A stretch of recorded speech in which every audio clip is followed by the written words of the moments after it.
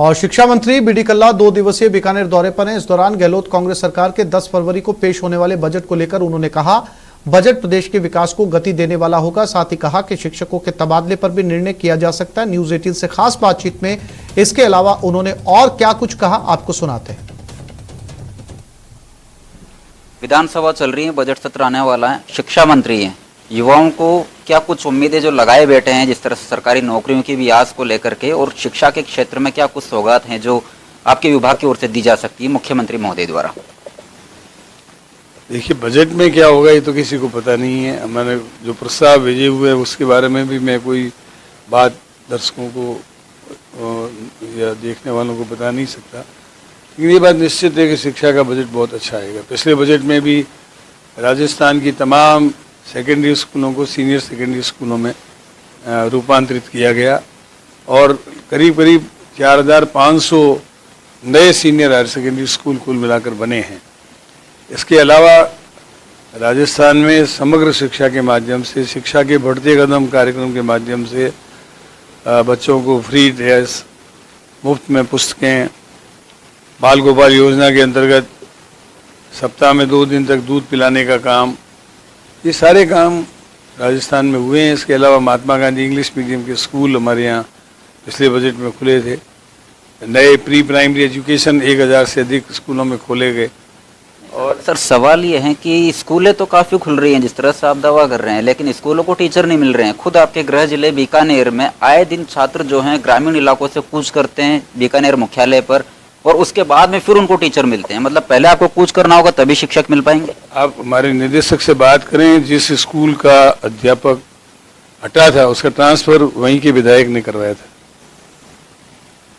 और जिस तरीके से प्रचारित किया गया इतना स्थिति है नहीं। 9-10 आदमी वहाँ से हटे हैं तो 7-8 आदमी वहाँ गए भी हैं। जो अंतर है वो बहुत ज़्यादा नहीं है राजस्थान में, लेकिन कई जगह ऐसा देखा जा रहा है। राजस्थान में क्या है, समानीकरण अभी 2-3 साल से हुआ नहीं है। प्रदेश सरकार द्वारा पेश किए जाने वाले आगामी बजट को लेकर सिरोही की जनता को भी कई आशाएं हैं। जिले की जनता ने सिरोही शहर को रेल ट्रांसपोर्टेशन से जोड़ने की उम्मीद जताते हुए कहा कि पिछले 20 साल से चल रहे माही डैम को सिरोही से जोड़ा जाए ताकि किसानों को पानी की समस्या से राहत मिल सके।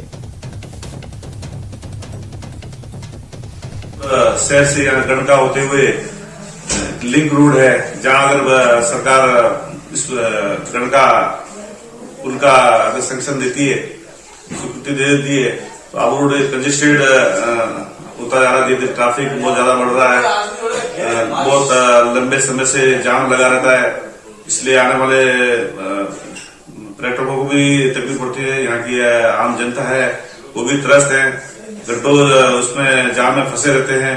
भारतीय किसान संघ की मांग है कि कल जो राजस्थान सरकार, जो कांग्रेस सरकार बजट पेश कर रही है, उसमें जो माई डैम का 40 साल से किसान मांग कर रहे हैं नहर के माई डैम का पानी के लिए, इस बजट में जो बजट पास करके बजट में वो घोषणा की जाए, जो जालोर, सिरोही और बाड़मेर को पानी मिले। 40 साल से किसान, भारतीय किसान संघ मांग कर रहा है। पूर्व जैसे कई सालों से किसान धरने पे भी बैठे, ज्ञापन दिया सभी, और केंद्र सरकार बोल रही है कि हम पैसा देने के लिए तैयार है। बजट जो है हमारे हिस्से का है वो देने के लिए तैयार है। राजस्थान सरकार को से भी निवेदन है कि आपका भी बजट देके जालोर, सिरोही और बाड़मेर के लिए पानी की व्यवस्था की जाए।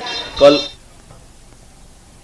प्रदेश सरकार द्वारा पेश किए जाने वाले आगामी बजट को लेकर प्रदेश और जैसलमेर के लोगों में खास उम्मीद है। लोगों ने जिले की सबसे बड़ी और प्रमुख मांग नहरी क्षेत्र में जमीन आवंटन को लेकर मांग की है, जो पिछले 20 सालों से लंबी चल रही है। सूबे की गहलोत सरकार अपने इस कार्यकाल का अंतिम बजट पेश करने वाली है, जिसको लेकर आम जनता को काफी उम्मीदें है। हर जिले और संभाग से कई अलग अलग मांगे उठी है, तो वहीं सरहदी जिले जैसलमेर में कई ऐसी मांगे हैं जो लंबे समय से लंबित है। अब लोगों को उम्मीद है कि गहलोत सरकार अपने अंतिम बजट में कुछ अच्छा देगी, और जिस तरह इसकी थीम है बचत, राहत और बढ़त, तो उसको लेकर भी लोगों में काफी उत्साह है। क्या कुछ जो है वो मांगे इस बार इस बजट में? गहलोत सरकार से उम्मीद है कि जो नहरी क्षेत्र में जमीन आवंटित होती है, उस आवंटन जमीन को जैसे तैसे करके, आज 20 साल से 4 सरकार आई है और गई है, लेकिन आज दिन तक उसका न तो आवंटन हुआ, न ही किसी से के घर कोई ऐसा मैसेज गया कि आपको भूमि आवंटित की जाएगी। लेकिन सर, आपसे निवेदन है कि आप अब की बार जो बजट पेश करें उसमें आप भूमि आवंटित करे और उसमें ऐसी सब्सिडी का प्रावधान करें जिससे क्या है कि गरीब किसानों को राहत मिले। और आपसे निवेदन है, और तो हम क्या आपसे कर सकते हैं, गरीब आदमी सिर्फ एक निवेदन कर सकते हैं, भूमि आवंटित करने की कृपा। कहीं ना कहीं लंबे अरसे से जो है वो जो नहरी जमीन थी उसे आवंटन की मांग की जा रही है। 2003 में फॉर्म भरे गए। किस तरह किसान परेशान है और क्या कुछ मांगे जो है लगातार रख रहे हैं और क्या उम्मीद? हम अशोक गहलोत जी से यही उम्मीद करते हैं कि जो 2003 में हम उससे फार्म भरवाए गए थे, वह जमीन हर बार जो सरकार आती है वह यही वादे करके आती है कि हम आपके आवंटन करवाएंगे, जमीन नहरी जमीन आवंटन करवाएंगे, लेकिन अभी तक किसी भी सरकार ने सूद नहीं ली है। हम इसी बजट में यही उम्मीद कर रहे हैं कि कम से कम ये लास्ट बजट है इस सरकार का, हमें जमीन आवंटित करवाई जाए, नहरी जमीन जो मुरबे हैं, और यह मुरबे जैसलमेर में बरसात भी कम होती है, ऐसी जगह आवंटित भी किए जाए जहां पर नहरी जमीन और नहर में पानी भी ज्यादा से ज्यादा आ सके, वहां पर आवंटित कराई जाए। श्रीकांत व्यास, न्यूज़ 18, जैसलमेर।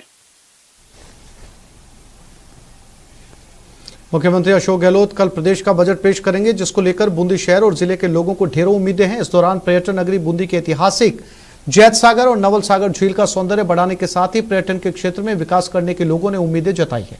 वहीं लोगों ने जिले के खस्ताहाल रोडवेज बस स्टैंड और क्षतिग्रस्त सड़कों की सूरत बदलने के साथ ही डाबी क्षेत्र में पत्थर और सीमेंट फैक्ट्री खोलने की भी मांग की। कृषि प्रधान जिले में चावल और चना उद्योग को बढ़ावा देने के साथ ही लोगों ने कई अन्य मांगे भी रखी।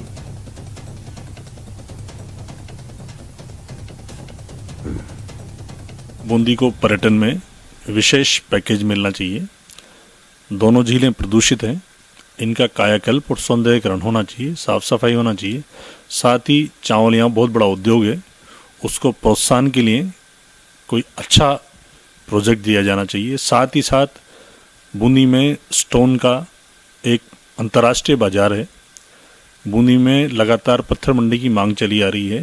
बरड क्षेत्र में पत्थर मंडी की घोषणा होनी चाहिए और उसके लिए बजट आवंटित होना चाहिए। मुझे पूरी उम्मीद है कि गत वर्ष के मुकाबले में भी ये बजट लोकप्रिय, जनप्रिय और राजस्थान का समग्र विकास करने वाला होगा।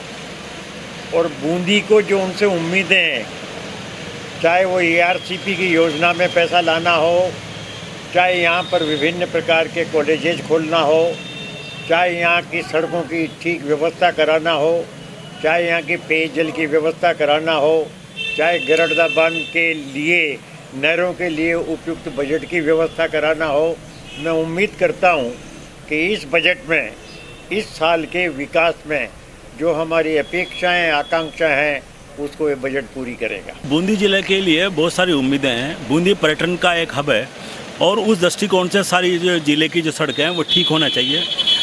साथ ही जो बूंदी शहर में और बूंदी के जो पर्यटन स्थल हैं वहाँ पर आधारभूत जो सुविधाएं हैं वो उपलब्ध होना चाहिए, ताकि देशी विदेशी पर्यटक उसमें आकर्षित हो और ताकि रोजगार मिले। केंद्रीय जल शक्ति मंत्री गजेंद्र सिंह शेखावत की सुरक्षा बढ़ाई गई है। सरकार ने उन्हें Z कैटेगरी की सुरक्षा प्रदान की है। सुरक्षा उन्हें राजस्थान में दी जाएगी।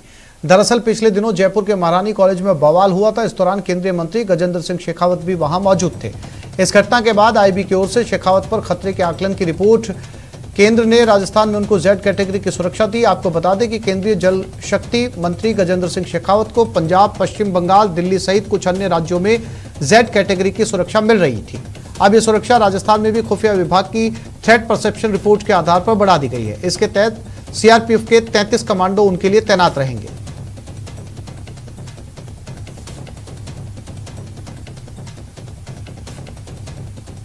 और एक बार फिर से बीजेपी अल्पसंख्यक कार्यक्रम की तरफ रुख करते हैं, जहां पर थोड़ी देर पहले सतीश पुनिया पहुंचे थे। बाबूलाल धायल हमारे साथ वहां से लाइव हैं। बाबूलाल, क्या तस्वीरें इस प्रदर्शन की?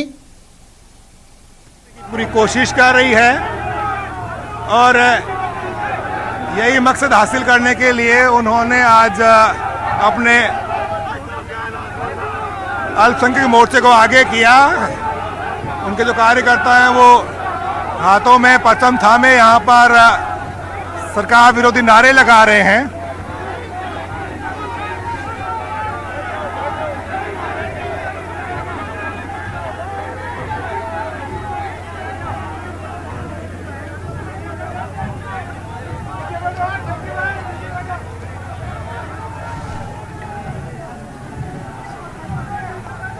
ये तस्वीरें बीजेपी अल्पसंख्यक मोर्चे की प्रदर्शन सरकार के खिलाफ, सरकार अच्छा, आपको क्या चाहिए? के ऊपर कई तरह के आरोप। जोधपुर सदर से।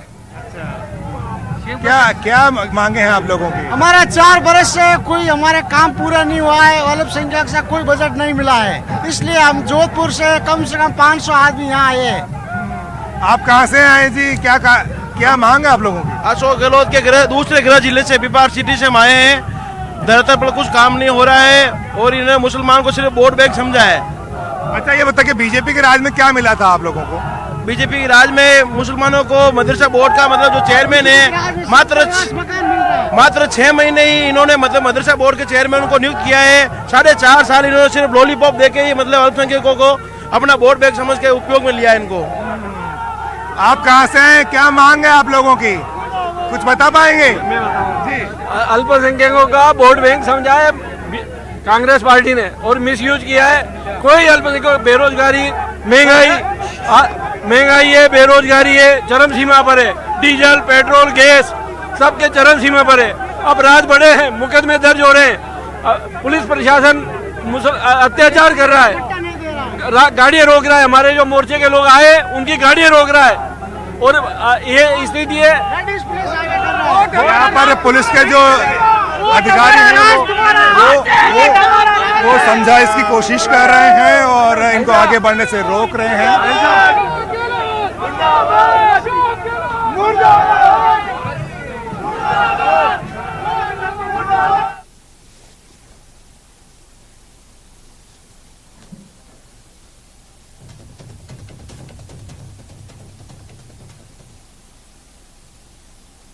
और जयपुर में बीजेपी दफ्तर पर बीजेपी अल्पसंख्यक मोर्चा का प्रदर्शन है, जहां बड़ी संख्या में बीजेपी कार्यकर्ता जुटे हैं। वहीं थोड़ी देर में बीजेपी प्रदेश अध्यक्ष सतीश पूनिया भी यहां पर पहुंच रहे हैं। और एक खबर दौसा से, जहां पीएम मोदी के दौरे को लेकर मामूली बदलाव हुआ। अब 12 फरवरी को प्रधानमंत्री सीधे दिल्ली मुंबई एक्सप्रेसवे पर लैंड करेंगे। पहले धनावड़ रेस्ट एरिया में उतरने का कार्यक्रम था। एक्सप्रेसवे पर उतरने के साथ ही पीएम मोदी करीब 200 से 300 मीटर पैदल चलकर एक्सप्रेसवे का अवलोकन करेंगे। पीएम की जनसभा के लिए तैयारियां जोर शोरों से चल रही है। मौके का जायजा लिया संवाददाता आशीष शर्मा ने।